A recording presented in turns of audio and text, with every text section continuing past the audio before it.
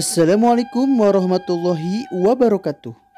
Wilujeng petepang deui sareng simkuring dina channel anu parantos maneh nyaeta channel Panyungsi Basa. Seperti biasana, channel Panyungsi Basa ieu baris ngabahas ngeunaan hal-hal tentang kabahasa Sundaan. Dina danget ieu simkuring baris medar atanapi ngabahas ngeunaan istilah-istilah paelmuan dinu bahasa Sunda. Naon wae cenah, hayu urang simak sasarengan. Istilah-istilah paelmuan teh kalintang seueurna, sabab rupa-rupa atanapi cabang elmu oge seueur pisan. Saperti contohna wae aya nu kaasup elmu alam, ilmu elektronik, ilmu kadokteran jeung rea-rea deui. Kukituna hayu urang pedar istilah-istilah paelmuan sasarengan.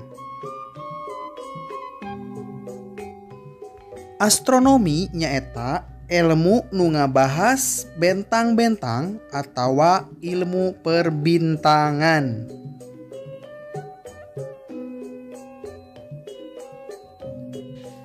Antropologi nyaeta ilmu ngeunaan manusia, boh rek tingkah lakuna, boh rek budayana, fisikna jeung nu lainna deui. Arkeologi nyaeta ilmu ngeunaan kapurbakalaan atawa benda-benda nu kapanggih di zaman purbakala atawa oge fosil-fosil manusia purba. Saterusna aya astrologi. Astrologi nyaeta ilmu ngeunaan palintangan atawa ilmu nuzum atawa oge ilmu pikeun ngaramal sasaorang. Aya deui anatomi. Anatomi nyaeta ilmu ngeunaan bagian-bagian awak manusia atawa awak sasatoan.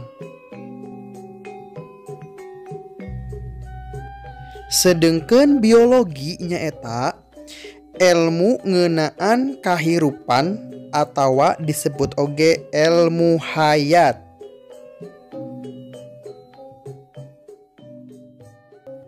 Saterusna aya botani. Botani nyaeta ilmu ngeunaan tutuwuhan.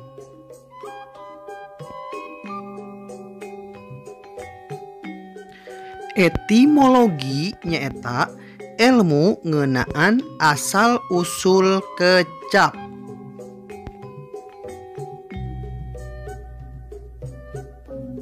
Farmakologi nyaeta ilmu ngeunaan obat-obatan.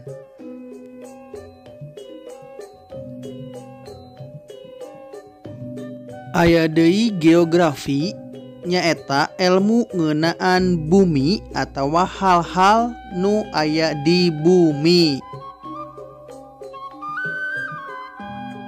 Geometri bisa oge disebut ilmu ukur.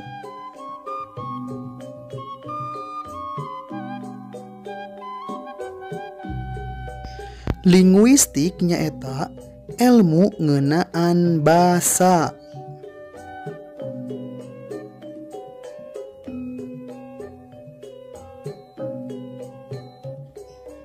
Patologi nyaeta ilmu ngeunaan panyakit.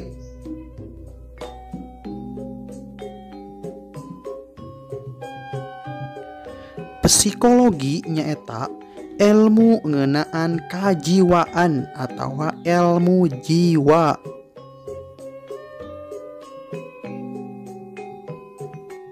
Jeung sosiologi nyaeta ilmu ngeunaan tata kahirupan masyarakat.